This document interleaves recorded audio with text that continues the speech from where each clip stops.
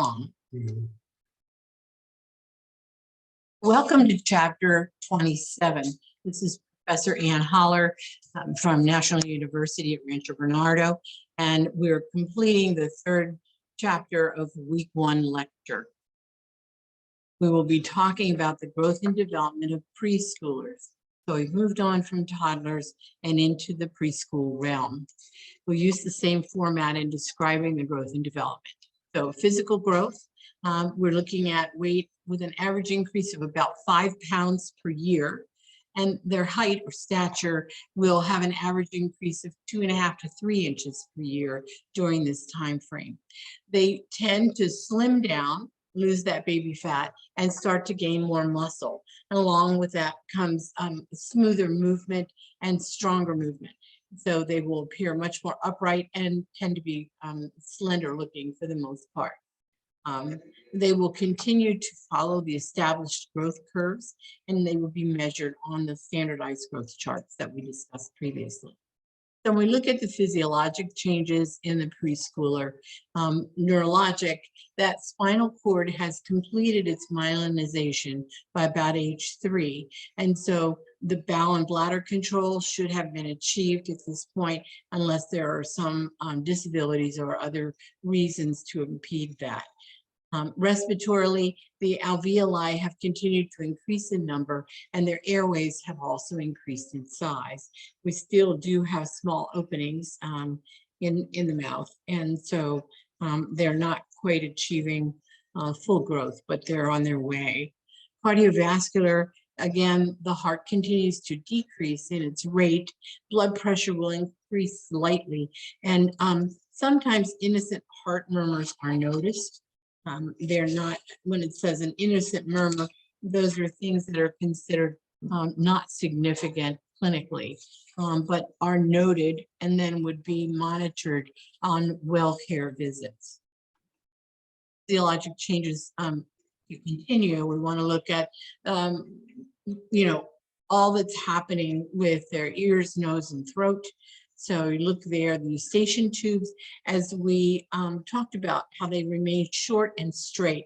So preschoolers still have that propensity toward ear infections, and we follow them in regard to that, and knowing that time will take over as the size of their head grows and they get a tilt to the eustachian tubes, allowing it to drain more freely.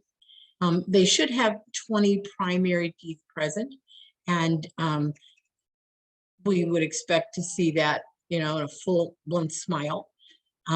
Dental health, those things we've discussed before, will continue, and they will take on more of their own ability to brush their teeth and to do things related to dental health. The GU, that urethra still remains short in children and continues to make them susceptible to urinary tract infections. Musculoskeletal shows an increase in the length and the muscles that as they strengthen and mature.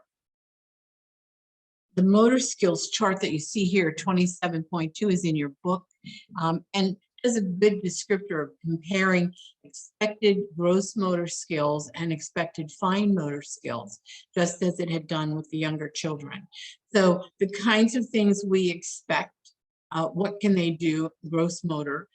They're running more easily. They can ride toys, tricycles, and they can go up and down stairs with alternate feet by 3 years of age. So remember, when they're first learning to walk upstairs, they bring one foot up and then the other meets it on the same step.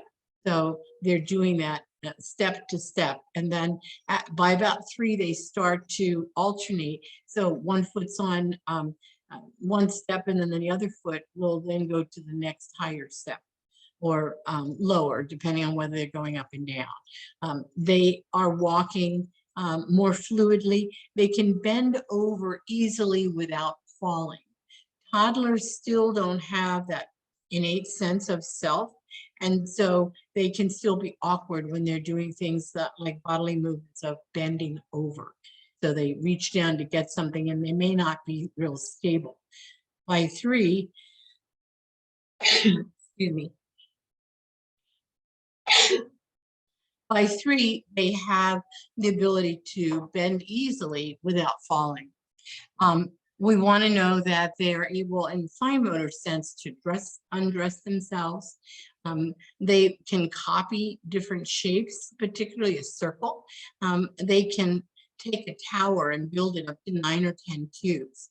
They begin to hold the pencil in the writing position. Those are things we want to encourage. They can screw and unscrew things like lids off of containers, nuts and bolts. Some of them have toys that look like builder kinds of things, and they'll practice with those. And they can turn pages of a book one at a time. They are becoming more dexterous with their fingers. And generally, the pages of preschool books will be thicker paper than certainly books that we read. And so that does assist them. By 4, we see them throwing balls overhand, being able to kick a ball forward. And we start seeing those early soccer skills. Soccer leagues for little children usually begin at age 4. They can hop on one foot if directed and given some directions. They can stand on one foot for up to 5 seconds.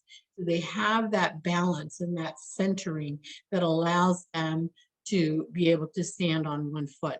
They can alternate, again, their feet up and down the stairs. So they're doing it and doing it smoothly. They move backward and forward with agility as well. So they can be playing ball, tossing a ball and having to go back to catch it or forward to catch it. They can sense where the things are going and move in the right direction. When you were looking at fine motor, we look at how they can use scissors, child scissors, obviously, which have big loops for their hands and are very gross motions to be able to do that. They can copy some letters, particularly starting with capital letters, which are generally easier for children to discern. They're drawing different shapes, circles and squares. You might introduce diamonds and triangles, and they can trace across different shapes and follow it with their pencil. They can also draw a body. So you might ask them to draw themselves, and usually they'll have 2 to 4 body parts. So it might be a head and a body, or it might be a body with legs. It's varying, but at least 2 to 4 body parts. And you can sometimes direct them and say, so which part is that? And then say, what other parts do you want to include? They start to lace their shoes, so they can put the shoelaces in the hole.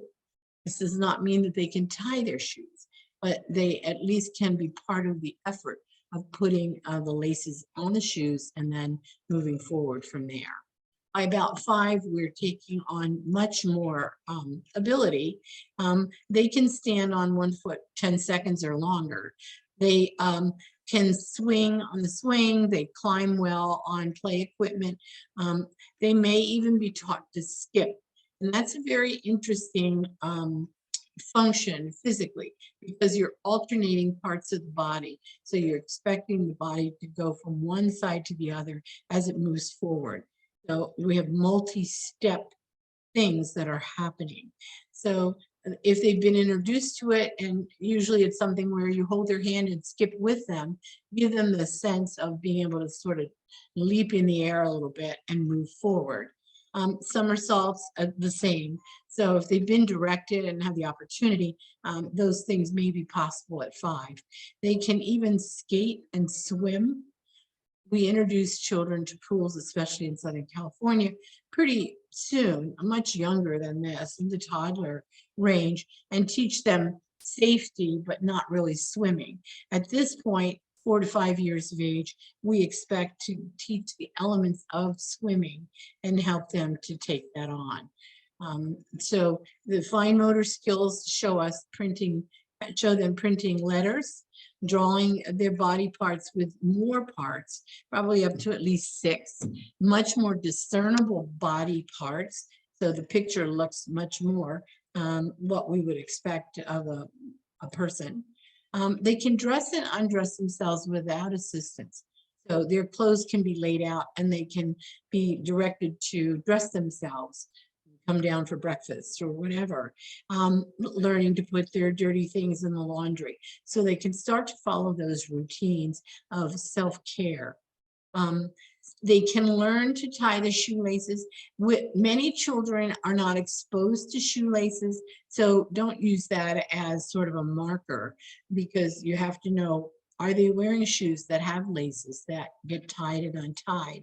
And then introduce the steps of tying their shoes little by little to help build the skill. They use eating implements appropriately and well, and with like a child knife that they can cut things up when they're eating. They can copy other geometric shapes, so that becomes more complex in their ability to do so. And they can use the bathroom and take care of themselves, usually clean themselves off, wash their hands, flush the toilet, do all the pieces of it. They've been directed and still should be monitored, obviously, but take on the responsibility to do those things themselves. So these are things you want to know. You need to know at what age they're able to do things. You will be asked questions related to these. So try to get in your head what children do at different ages, because it's very important that you know that.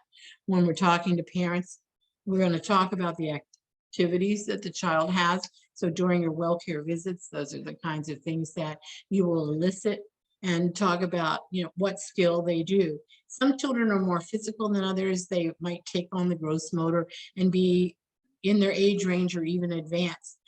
And then others may not. They might be more interested or introspective, and the fine motor skills may actually be better developed. So realize that there are individual differences that will occur, but within the range of expectation, these are the things that we generally would look at as to, are they meeting their milestones? So we have a little question here about gross motor skill, assessing a 3-year-old. Which of the following would the nurse expect a preschooler to have accomplished? So remember, bending over without falling, standing on one foot for 10 seconds, skipping, or swimming. So you can do process of elimination as you look at that, because at certain ages they have not received that opportunity. So a 3-year-old is still having more gross kinds of motions. So bending over without falling is our expectation for a 3-year-old.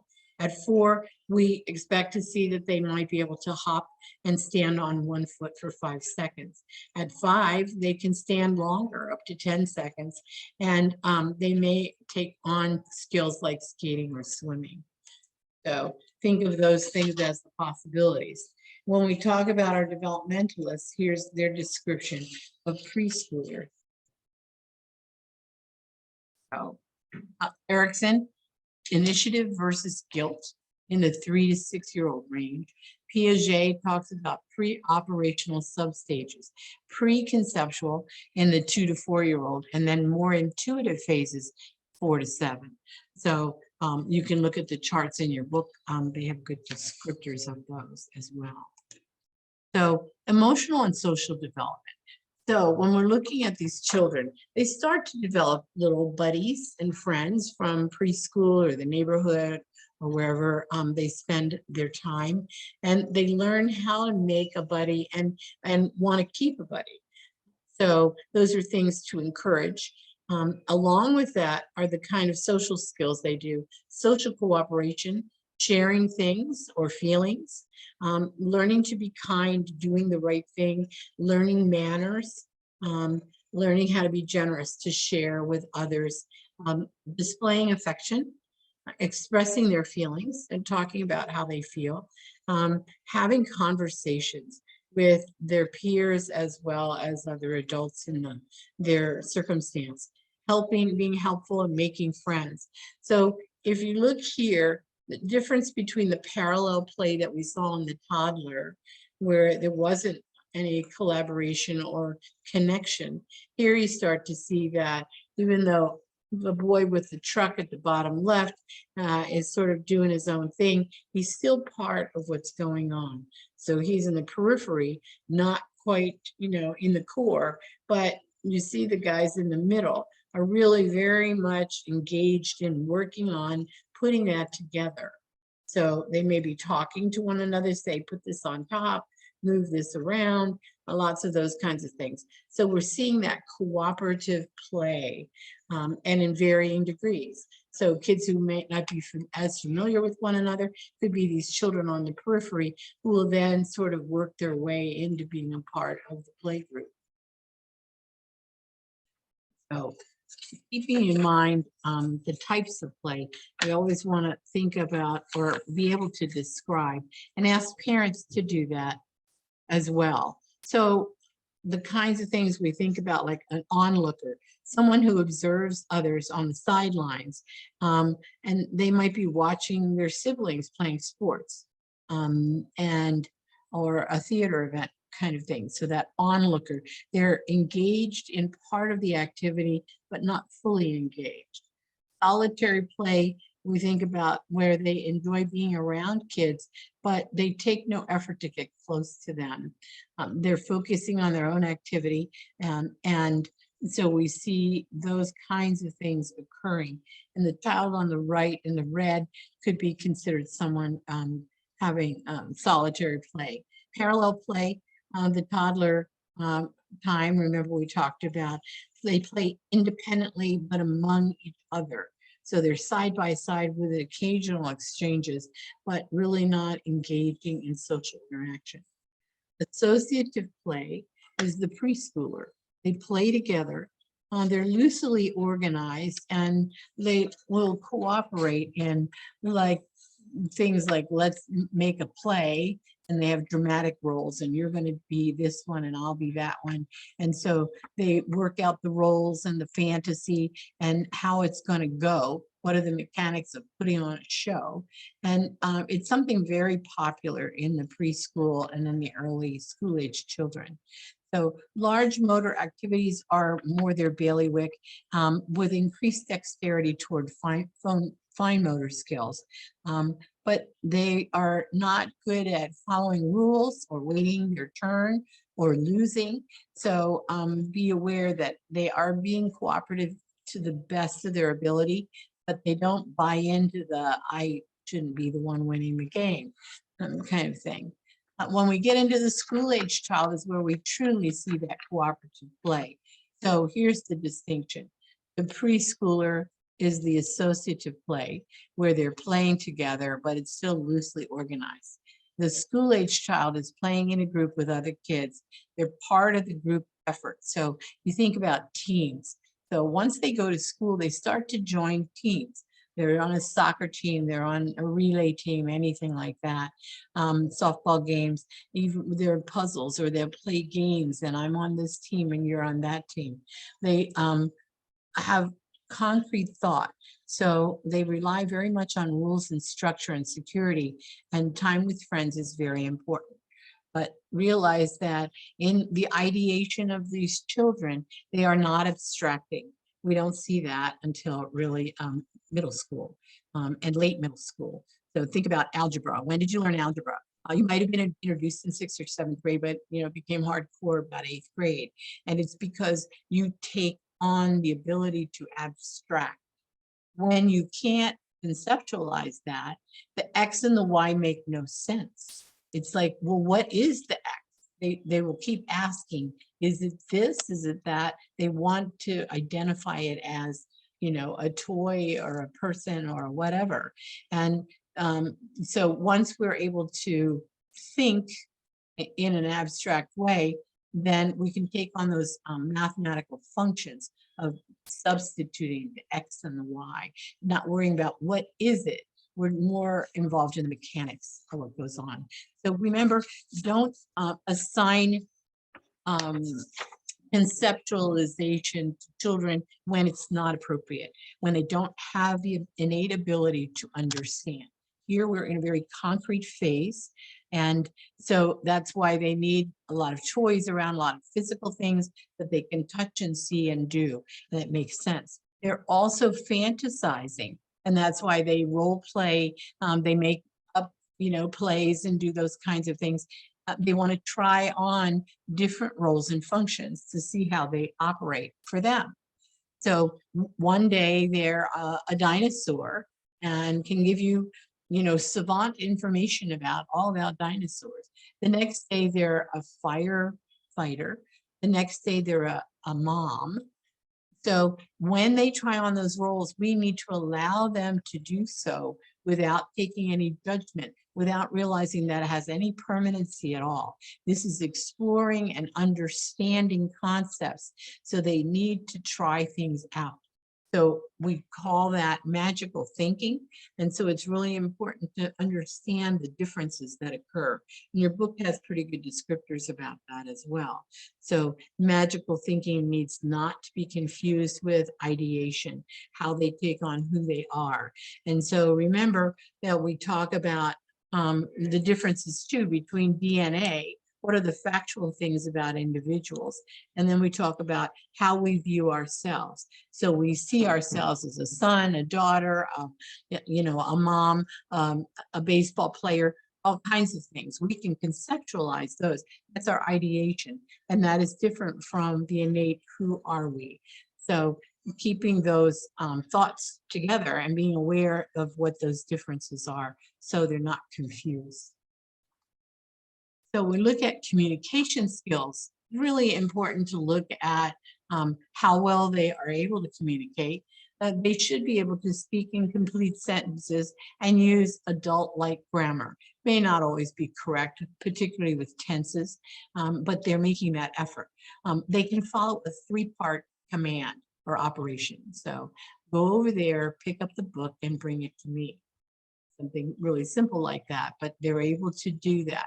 With a toddler, we would go send them across the room and say, pick up the book. All right, it's got to be separate. You can't sort of tie it all together and ask them to accomplish it. Their vocabulary is increased to about 1,500 words.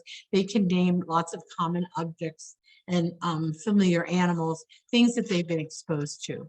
By 5 years old, they can explain how to use something. And it's like, this is how it works. Let me show you. They can talk about past, future, and imaginary events, and they will mix them up, as I said. So they'll talk about something at great length, and you're like really into the details. And then you realize that it's imaginary. They thought about it, or their friend talked to them about it. And so it may not have actually occurred, but just more things that they're playing out in their imagination.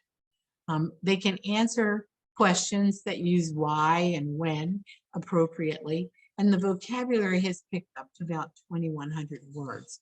So this chart is in your book and is a good source of information, things you want to remember. Growth and development and how we promote that.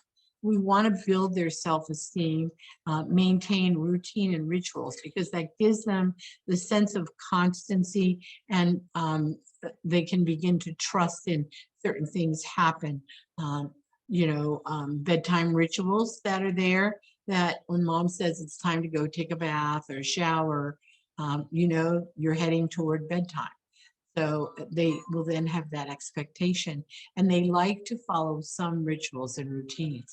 So if you can build it in a pleasant way, it moves it forward for the parent to be able to have those routines to depend on.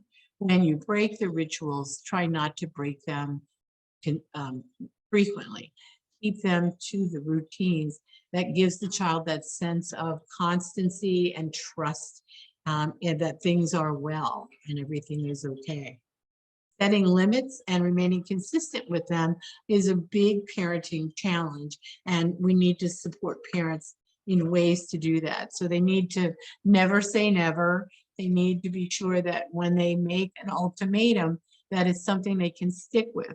So making false promises or demands on, you have to do this sort of thing, trying not to make it oppositional, because once you set that up, then you go down a whole different road.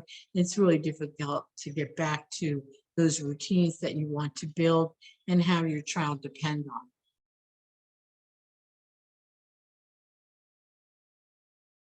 on. supporting those activities, self-care activities are important. So how we promote that, things like being able to sit and read a book, looking at things, their ability to do their personal care, bathing, toileting, those kinds of routines, helping with the family. Maybe they have little chores even at this age in the preschool. They can help set the table. They can discern the difference between the fork and the spoon. And then we teach them the rituals. So where do you put the fork? Where do you put the spoon? Let's get the cups out. Let's put the plates on the table. Those are things that they can do. So whenever possible, include them in the day-to-day activities. That gives them some sense of accomplishment and being a part of a larger family, that they have a job just like maybe other siblings do.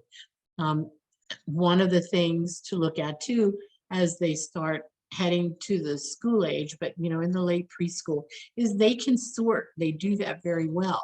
So they're given the silverware basket and the drawer.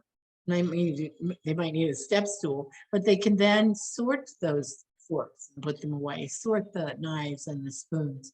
You take the sharp objects away so there aren't odd things for them or dangerous things, but letting them take on that agency. I know how to do this and I'm contributing. So helps them feel part of the larger effort with the family. Sorry. So when we look at the signs of developmental delay, which we may recognize during this time frame, what can they or can they not do?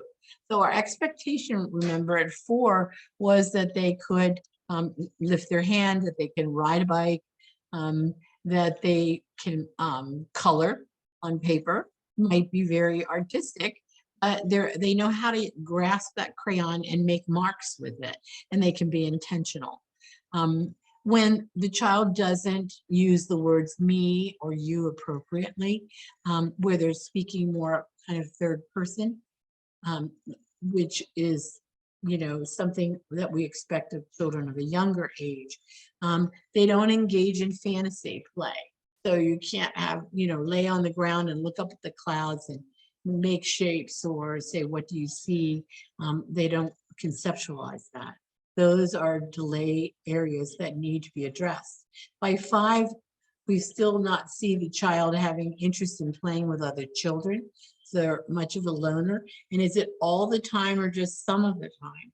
When we see these things happen consistently is when we have concerns about delays. Sometimes, remember, we have, again, the temperament of the child. So they tend to play on their own, like to be different or away from the crowd. They're shy. Those are part of temperament, but we should see that other areas of function are within the range related to their age. When they can't build a tower of 6 or 8 blocks at 5 years of age, we need to be worried. They don't know how to use plurals or past tense. 4 to 5-year-olds have really good conversations and can be quite astute in talking with other people. These children at 5 are easily distracted. They can't concentrate on a single activity for even just a short time, like 5 minutes. These are areas of concern that need to be addressed in the well visits and assessments being made. So sometimes there'll be a battery of tests. Some developmental assessments are used. There are a variety of them, and based on the facility you work for is which assessment tools you would use. The Denver developmental test is a very common one, and it goes through gross and fine motor activities, in a variety of things for a child. So you can look at what's happening and see whether the child is sort of falling off the chart. Just like we worried about delays in physical growth, and we look at that growth chart. Here we're looking at delays in those milestones, when those things happen, and when is it appropriate to make assessments and see what function may happen. And we know that we pick up a variety of conditions when those things happen. And when we see them, they're not all quite linear, like they don't all line up exactly. We may see kind of an up and down. They're very good at this, but not very good at that. And so when those developmental tests are done, they're done to look at every area of function, physical, emotional, auditory, hearing, everything. So everything is measured so that we get facts of what do we see, what can this child do, where are they missing things. And so when we're considering developmental delay, the referral would be for a developmental physical. Now, that's not a typical physical. It's not just, come into the office, and they're doing sort of the general assessment. They will, again, take things piece by piece, and a variety of specialists will see the child, usually over about a 3-hour period. They'll use play as an opportunity to look at function. They will have auditory and verbal interactions. So they look at language and language skill. They're going to do very basic things like making sure their eyes and their ears work. There aren't hearing or vision delays that are physical in nature. So we look at all of that, and then there's a team that comes together of all the people, speech, occupational therapy, pediatricians, all come together and look at the assessment that was made and then rate the child as to how they fall on the scale based on their age and ability. So that's where I'm saying they may rate 2 years, 5 months in this function, and another is 4 years and 6 months. So we may see it all over the board. And a lot of times we see that with autism, or neurologic deficits, where children's ability is varied. And so the assessments are made, they define where the areas of delay or need are, and then set a plan to put together to help improve and bring the child closer to the expected norms. And final diagnosis is made not always at that time, but sometimes is held while certain things are tried to see just how well, because there can be lots of variables that happen. There could be problems in the family, depression, or somebody was killed, or some kinds of things. The children were placed with caregivers that were not giving lots of stimulation or connection.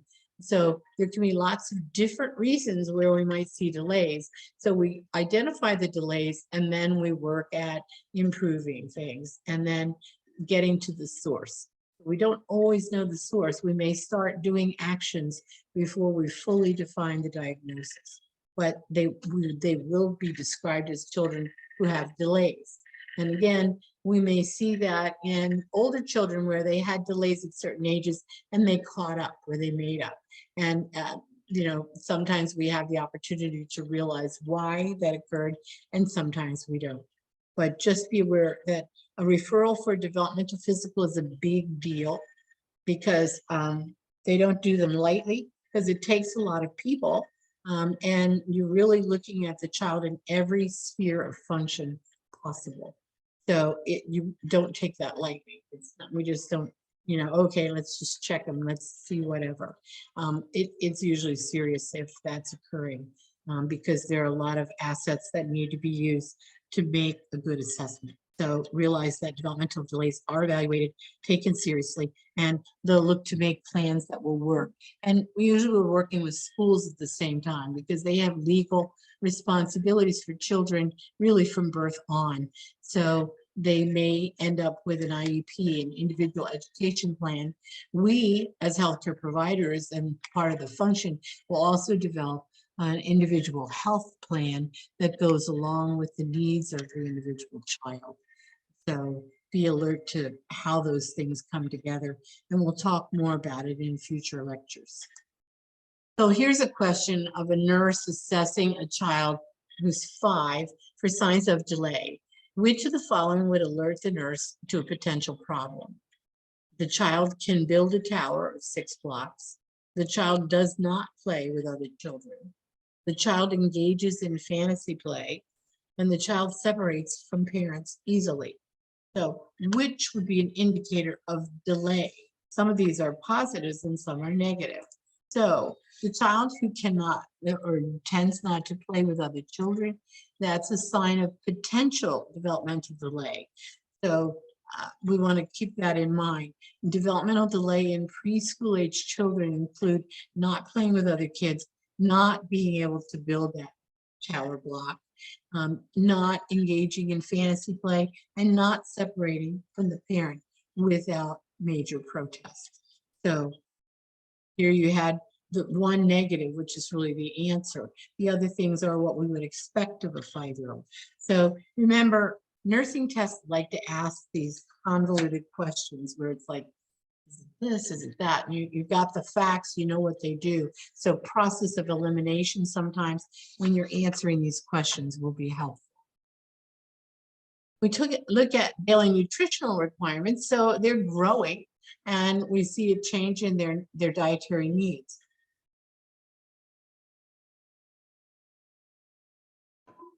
Calcium is important. 700 to 1,000 milligrams daily is important. And we know that most kids are at this point eating independently and taking in a variety of nutrients. Well, how do they get calcium? Milk is one of the sources that we see and most common. And young children and school-age children should really be offered water and milk. Those are the primary sources of liquids that should be used. So water and milk. Juice, remember, is you might as well use Kool-Aid because it has very little nutritional value. Dietitians pull their hair out at people is like, I gave them juice, I gave them juice. It's like, no, give them some whole fruit is what the dietitian would tell you, because you want the fiber, you want all those elements of the fruit. And when you juice it down, you've reduced those elements and not given the full nutrition that that fruit or vegetable can give you. So iron stores are very important. We don't want to see anemia. And we worry about children who have very dependent diet on milk where it's like milk, milk, milk all the time to the exclusion sometimes of what they're eating. So they fill their bellies with milk. They don't eat as much food. And so they can become deficient in iron because milk is not a source of iron. Always remember, milk doesn't give you iron. We're looking at fruits and vegetables, that are iron rich. Fiber, again, fruits and vegetables. So we want the whole fruit whenever we can. See the children here, they have their little meals and they really like having these little box things, put everything in little cubbies, and it really encourages them to eat more. It's more interesting. Things you can see the girl second from the right who has a lot of things cut up in there. You can see some carrots and celery, and they're small pieces so they can manipulate them and they can eat them. And it doesn't seem overwhelming because, their dietary needs, they're hungry and then they're not hungry. They've got grapes, a sandwich that they can do, fruit that they can peel. So you see the boy with the big smile, and he has himself a little cutie, mandarin orange, which is easy to peel, much easier to peel than a regular orange. So if you're going to put a regular orange in their lunch, probably peel the orange or give them a navel orange and start it for them, so that because they do like to peel the peel off and that sort of thing. It makes it more interesting to eat. So keep aware of how do we encourage that nutrition, make food interesting. The fat intake should be no less than 10%, but no more than 35% of their dietary daily calories diet. So we want them in a heart healthy diet. We want it nutrient food like chips and crackers and things like that. And fruit juice, right? High calorie, high sugar, without a lot of nutritional benefit.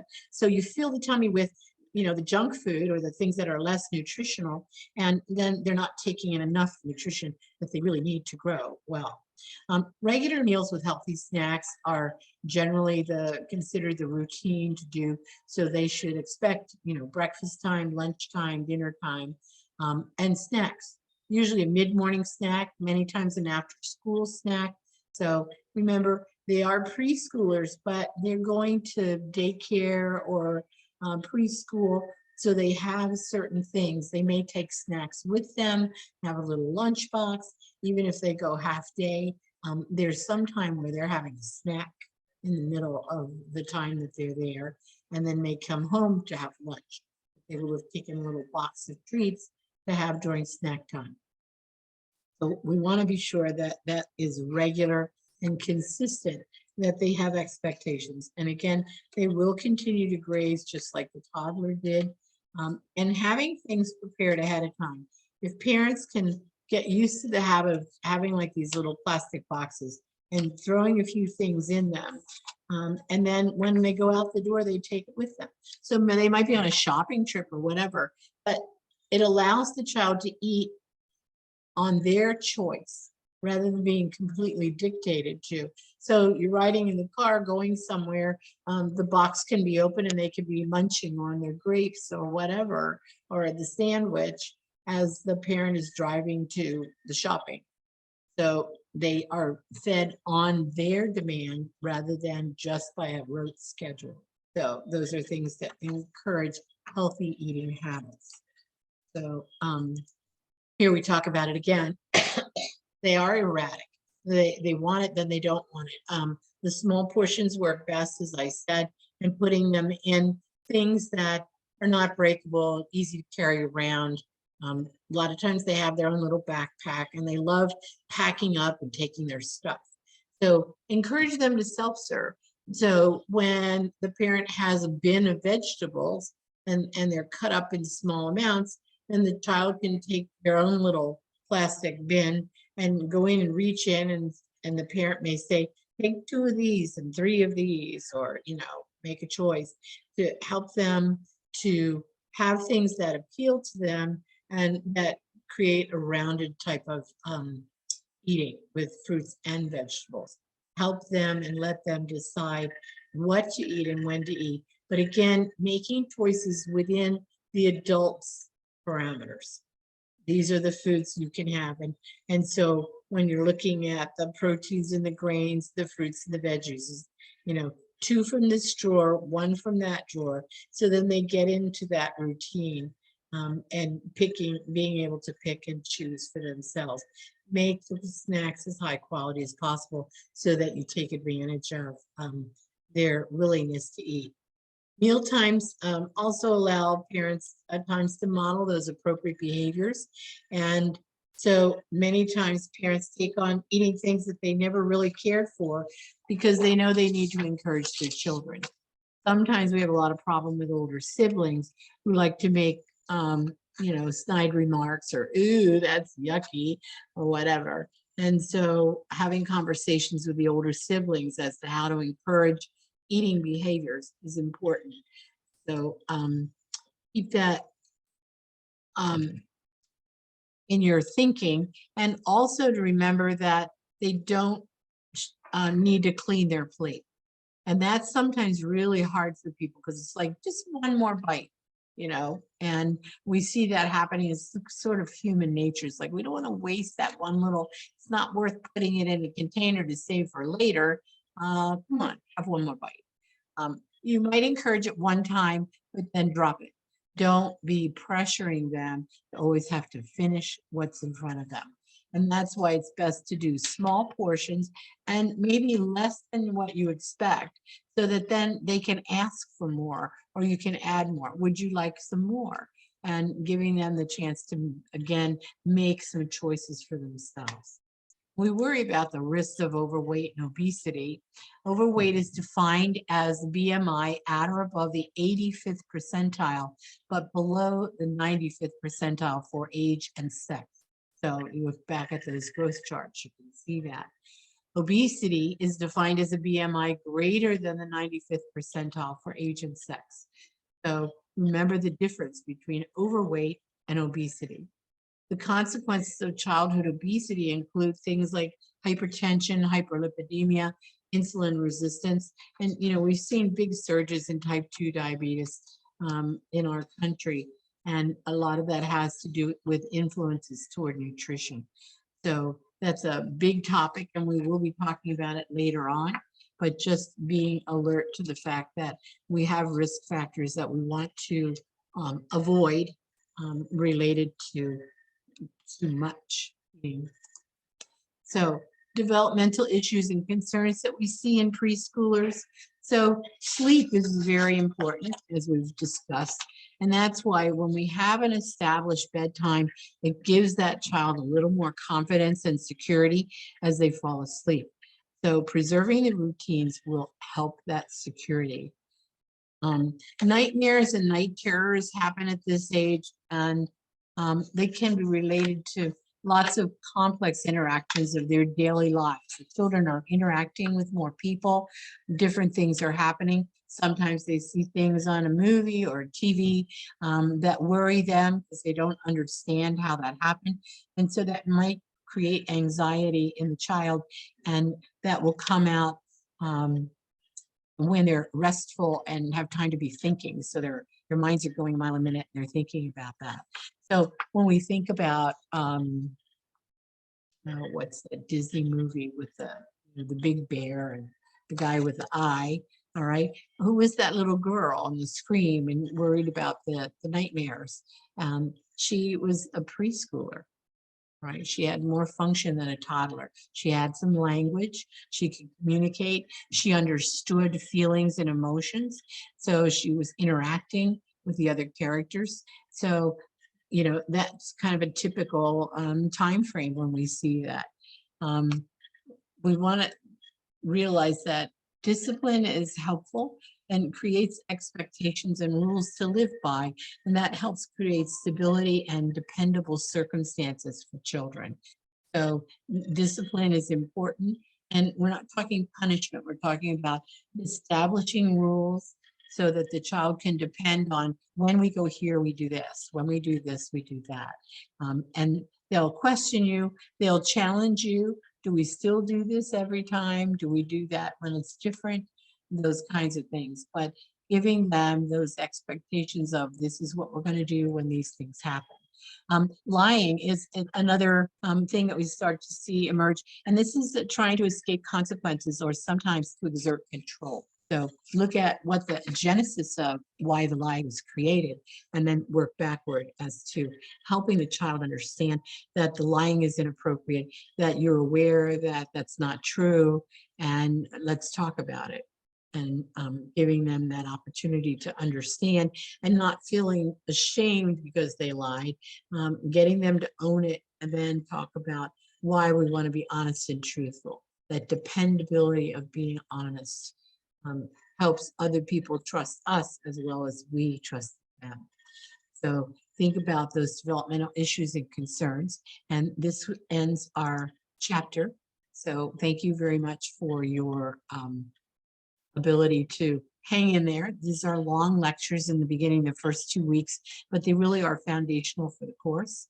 So expect that to be, you know, the kinds of things that we're going for. So you have the infant to preschooler in the first week, and next week we'll follow into the school age children and then into adolescents.